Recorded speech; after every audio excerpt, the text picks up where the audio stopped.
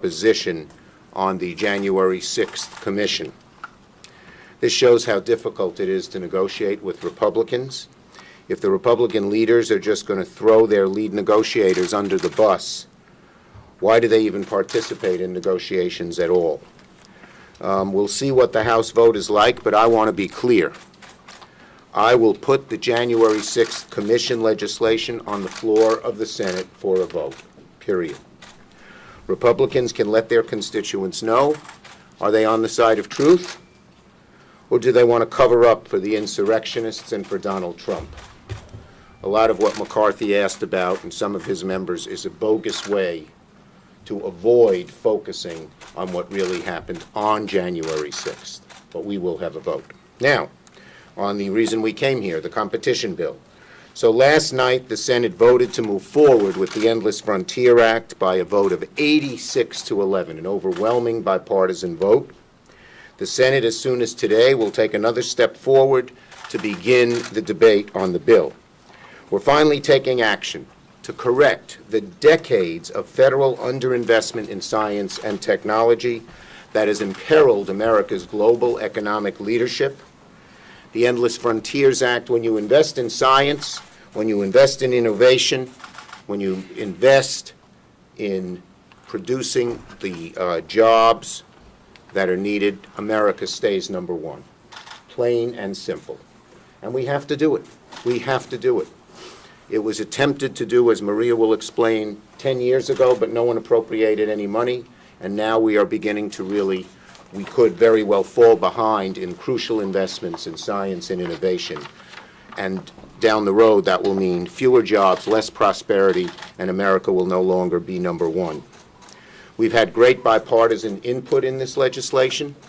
It passed out of the Commerce Committee, its piece of it, 22 to 4. 24 to 4. It passed out of Senator Menendez's committee, 21 to 1. It passed out of Senator Peters' committee. A number of bills by a wide margin. By wide margin. So we have good, strong bipartisan support, and I promised to try and go bipartisan whenever we could. And this is one example. I'm very glad on this imperative on economic security, national security, and job growth that the parties are coming together. Soon I'll file a substitute amendment this afternoon that pulls together more bipartisan legislation from across the Senate committees into our comprehensive bill that we're now calling, with all the pieces put together, the U.S. Innovation and Competition Act. The bipartisan legislation is a product of more than a half dozen Senate committees and includes input from just about every member of the Senate. I want to thank Chairman Cantwell, Chairman Menendez, Chairman Brown, Chairman Peters for their important work here. They're here to talk about the work their committee has made in the legislation. We're investing in our country, in our universities, our businesses, our workers. The U.S. ICA will allow the United States to outcompete countries like China, create good-paying American jobs, improve our country's economic and national security. It's the first major investment in America's future in a generation, and it's long overdue. Senator Cantwell.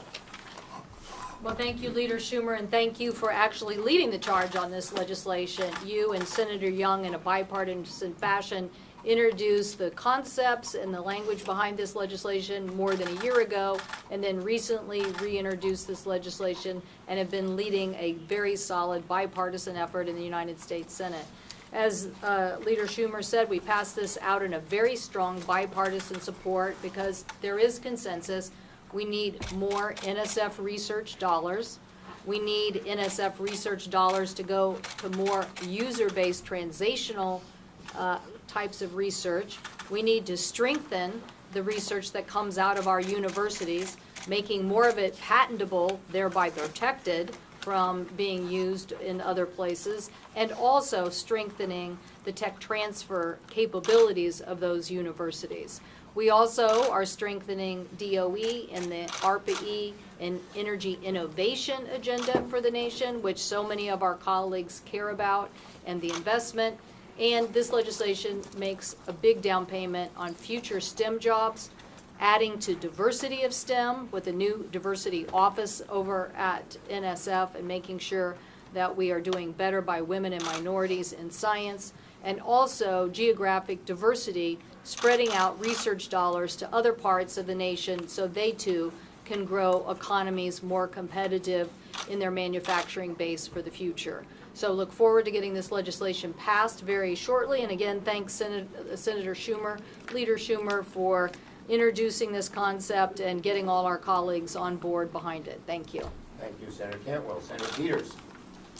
Well, thank you, Leader Schumer. I join Senator Cantwell in congratulating your efforts and thanking you for your efforts in putting this legislation together. It is comprehensive. It deals with the future competitiveness of this country to make sure we continue to out-innovate anybody on this planet and continue to strengthen our economy so that we have good-paying jobs here. And it's a pleasure to serve on the Commerce Committee with Chairwoman Cantwell, and I certainly want to thank her for her efforts to make sure manufacturing is a big part of this legislation.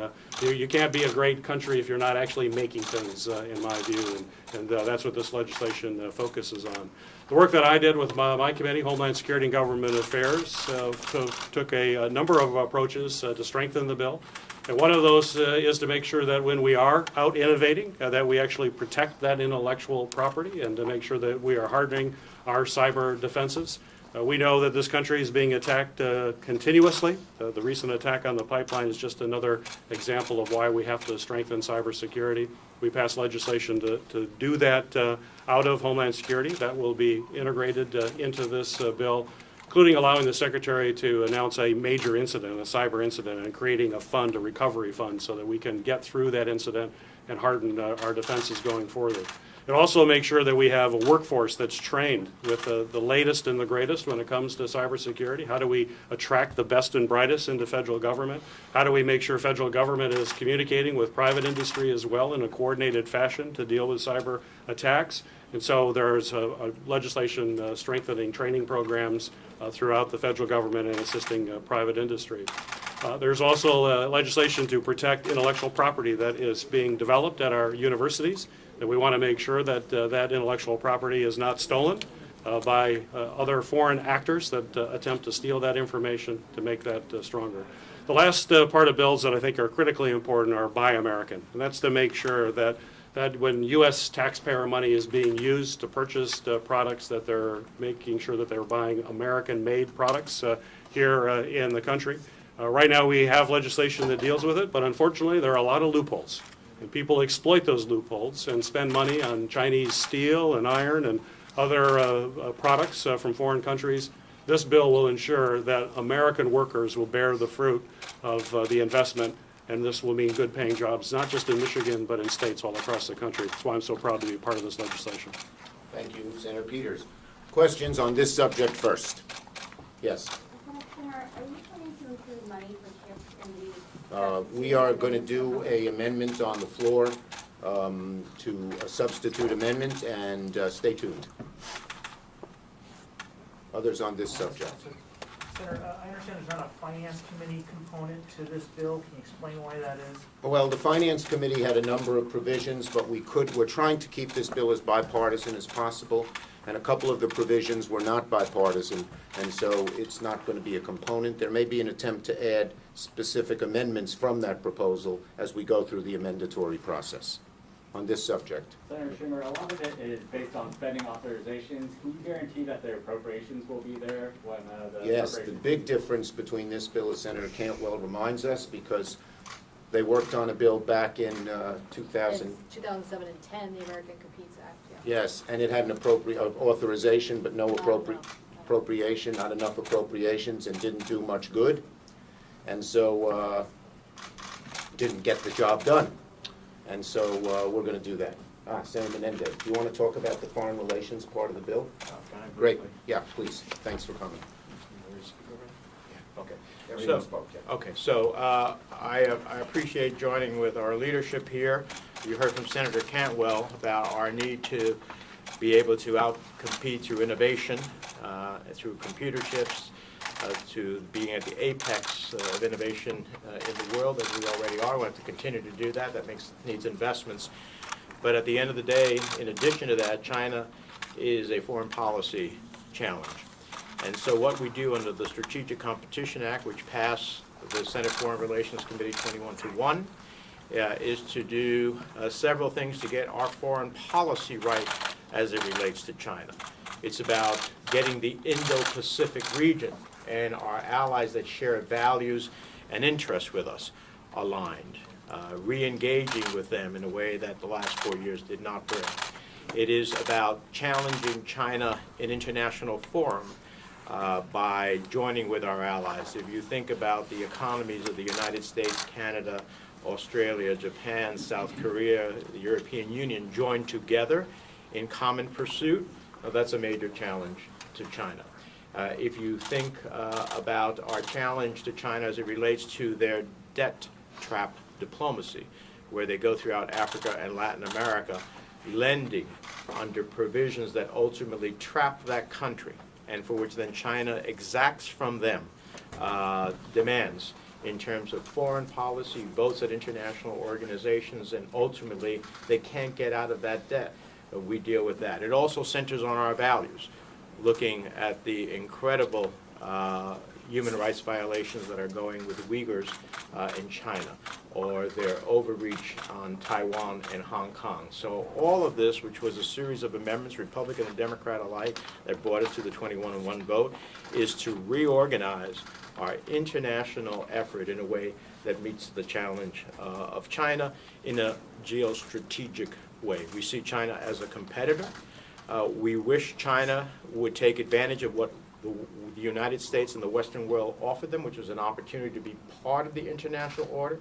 We invited them into entities like the World Trade Organization and other international forums with the hope and the expectation that they would move in a direction like most of the rest of the world. Unfortunately, under Xi Jinping, that has not panned out, and that's why the committee came together in a bipartisan way to devise a foreign policy that can meet that challenge. Thank you. And this bill has two important components. One is the domestic economic component, which was embodied in the Endless Frontier Act, which the Commerce Committee made good and important changes. And the other is the foreign policy geopolitical component to keep America number one. And Senator Menendez, along with Senator Risch, made very good changes in that. Okay? Yes. Will you allow a vote on Senator Gillibrand and Senator Ernst's military sexual assault bill? And secondarily, how important is it for Senator McConnell to sign on and support this January 6th commission once it comes over to the Senate? We're going to bring it to the floor. I hope Senator McConnell will sign on. Here's Sherrod. I'll call on you in a sec. I hope Senator McConnell will sign on, but if he doesn't, I will still bring it to the floor, to the Senate floor. It's an important thing to vote on, and the American people should know where that's at. On your first question, I do support Senator Gillibrand and Senator Ernst's very good proposal on sexual harassment in the military, and I would hope to put that on the floor again. We're not going to become a legislative graveyard. When McConnell was leader, all these good things came over from the House, and nothing was done with them. That's not going to happen here. We're going to have votes, as we have been doing now, and we're going to continue to have votes. And I hope Senator McConnell will go along, and wherever I can, I'll try to work out a bipartisan agreement. Whenever I can, we're going to try to get amendments so he can have an opportunity to shape and craft it.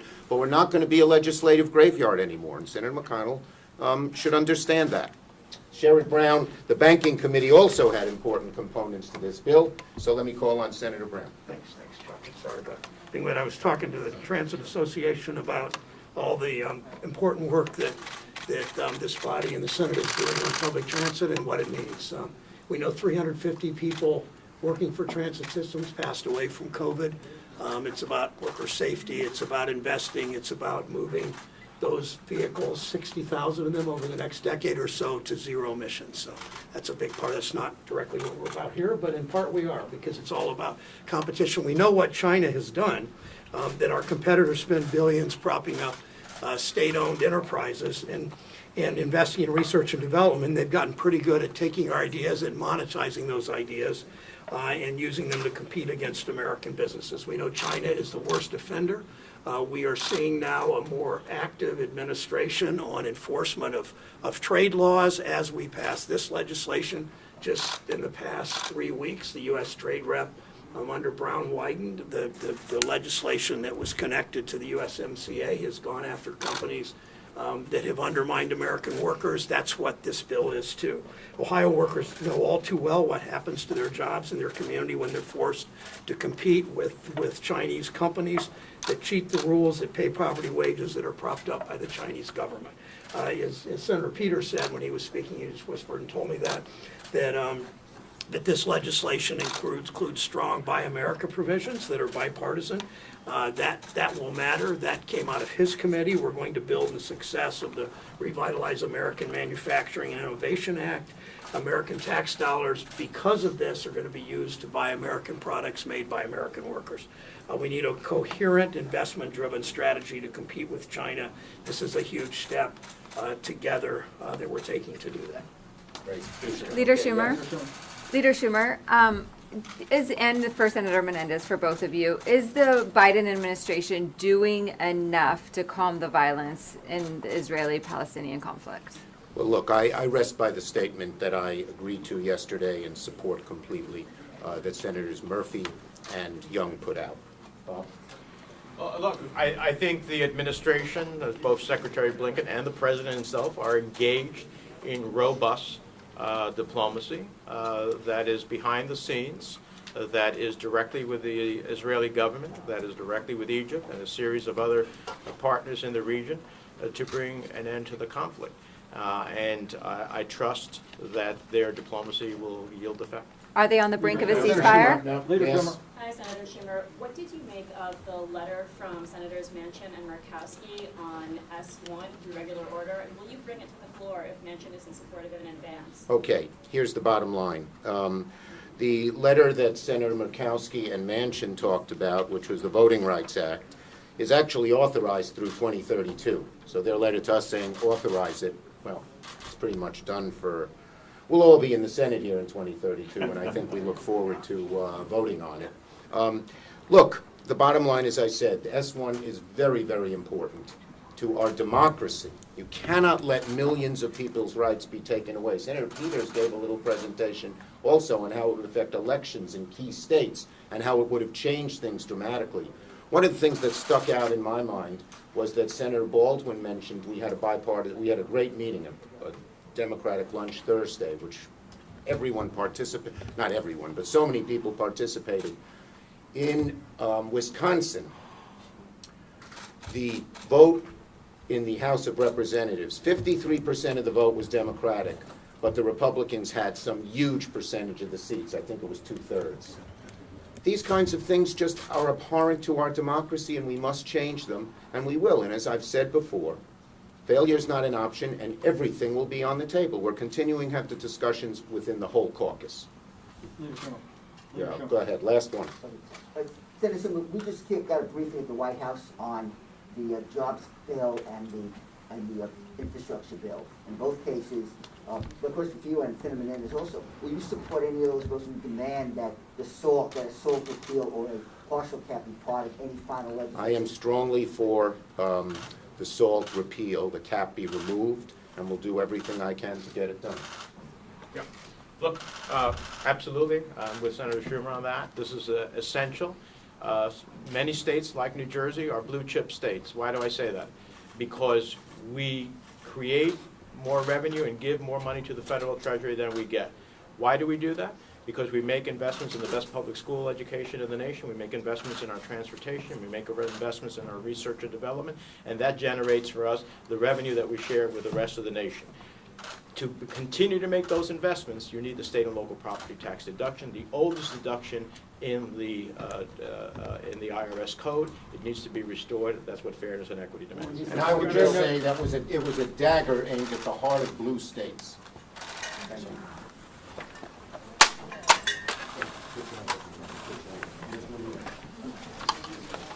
Good job.